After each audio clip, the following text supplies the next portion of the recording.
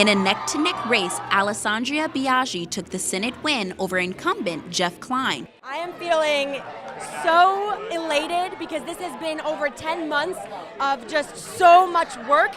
I mean, the number of doors that we have knocked, the number of phone calls that have been made, postcards that have been sent, doors, I mean, it's just been phenomenal. And so, I mean, this just proves people over money, people over money. This is proving the blue wave hit New York. We have got to make sure that we protect labor in New York State.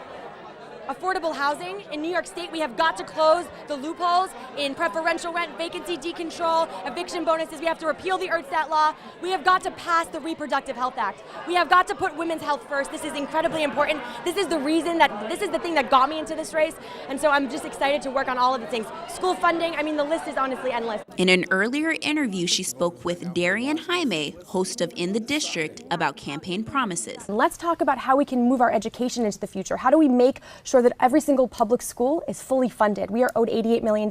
Let's get that money into the schools to ensure that every single child in every single zip code has access to quality education. Let's make sure that we pass the New York Health Act so that every single New Yorker, not just people in District 34, have access to health care. And let's also talk about how we ensure that people have jobs and can think about other opportunities to not only age with dignity, but to be able to enjoy their lives. Because at the end of the day, that is what it's all about. And government is the transformational vehicle that should be doing that for everybody. Karines Reyes won the 87th Assembly District by a landslide, along with Carmen Arroyo, who won State Assembly in the 84th District. It is an incredible moment, a little bit surreal because we've worked so hard, and the end was in sight, but we were just chugging along and getting the work done.